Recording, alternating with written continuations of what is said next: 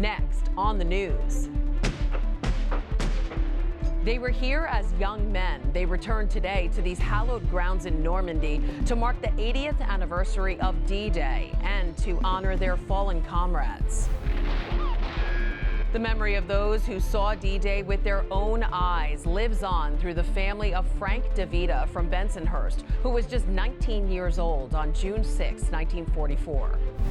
They've been on the road for almost 3 weeks. We'll check back in with one of the pilgrims making the journey to the Eucharistic Congress in Indianapolis. And the leaders of several elementary schools in the Diocese of Brooklyn are on the way to becoming social media stars. I'm Christine Persichetti. Currents News starts right now.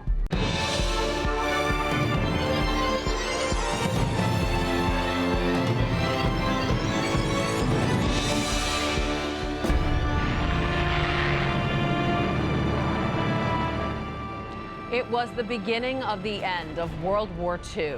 On June 6, 1944, the largest military invasion ever by sea commenced.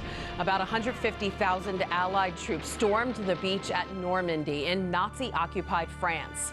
10,000 lives were lost. And this 80th anniversary is likely the last major commemoration that D-Day veterans, now nearing 100 years old, will attend. The offensive was a turning point in the war that ultimately led to the liberation of Western Europe from Germany less than a year later. And on this International Day of Remembrance, world leaders, including President Biden and First Lady Jill Biden, traveled to France for the ceremonies at Omaha Beach. Thank you so much for being here. French President Emmanuel Macron and his wife greeted the Bidens as they arrived for the 80th anniversary of D-Day. Leaders from around the world traveled to Normandy. They joined a dwindling number of veterans from D-Day. Most are now in their late 90s. Some are centenarians.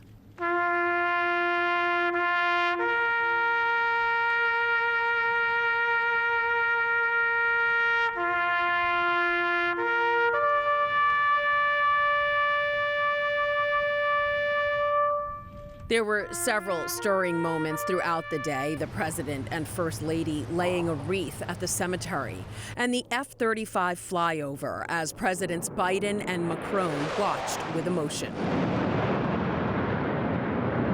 President Macron bestowed France's highest honor, the Legion of Honor medals, to 11 D-Day vets who he said risked everything to help France in its fight for freedom during World War II. President Biden addressing the crowd saying democracy around the globe is again at risk, adding the Allied forces did their duty on D-Day. Now we have to ask ourselves, will we stand against tyranny, against evil, against crushing brutality of the iron fist? Will we stand for freedom? Will we defend democracy? Will we stand together? My answer is yes, and only can be yes. President Biden also spoke about what's happening in Ukraine, saying we will not walk away from Ukraine's defense, and to surrender to bullies or bow down to dictators is simply unthinkable. Pope Francis is remembering the soldiers on this 80th anniversary of the landing at Normandy Beach. The Holy Father sent a letter to the Bishop of Bayeux in France. In it, he pays tribute to those who served, but he also mourns the fact that people have short memories and that war continues today. Francis says, let us pray for peacemakers, adding the desire for peace is not cowardice. On the contrary, it requires the greatest courage, the courage to know how to renounce something. While this piece of history has been memorialized in museums, books, and movies, none have been able to replicate exactly what lives in the memories of those who saw D-Day with their own eyes. Frank DeVita was a Coast Guard gunner from Bensonhurst and just 19 years old on June 6, 1944. Today, D-Day history and his legacy live on through his family. Currents News' Jessica Easthope has the story from New Jersey. It's called the Legion of Honor. It's the highest award. Frank DeVita wore this jacket with pride nearly every day for the last 10 years of his life. It's the Normandy campaign, Omaha Beach, Big Red 1. His medals and patches tell a story of bravery. These are the troops that Dad brought in, the Higgins boats. But Frank had a different recollection of June 6, 1944. I'm not a hero. the people who are the heroes are the people that are buried there still. So he continually vocalized that. Frank passed away in 2022 at age 96. Pictures that Dad took from Brooklyn. This treasure trove of history, albums, documents, and even Frank's uniforms will soon be displayed in the National Coast Guard Museum in Connecticut. But for now, it lives here in Hoboken, at home with his youngest son, Richard. How skinny he was. It was like 120 pounds. D-Day, the largest sea invasion in history. Frank, a 19-year-old from Bensonhurst, then a Coast Guard gunner on the USS Samuel Chase, in charge of dropping the ramp on a Higgins boat during the first attack wave on Omaha Beach. In a 2020 interview with the American Veterans Center, Frank was still haunted by his memories of the sea, dyed red with blood. And the other guy that was 2 feet away from me, the machine gun took his helmet off, and he was crying, "Help me, help me, help me." I had nothing in my kit to help him. So the only thing I had was the Lord's Prayer. Plagued with survivor's guilt for decades, Frank went on to live a happy life. He married his childhood friend, Dottie Guardino, at St. Finbar Church in Bath Beach, raised 3 children, and provided for his family as a pattern maker in New York's fashion industry.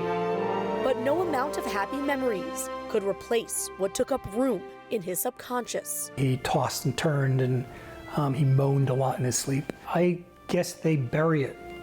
They bury the PTSD. Richard is headed back to Normandy for the 80th anniversary of that fateful day. And as he gets ready to hand off his dad's most prized possessions, he knows it's what he would have wanted. For the history to be out in the open. He can rest in peace. In Hoboken, Jessica Easthope, Currents News.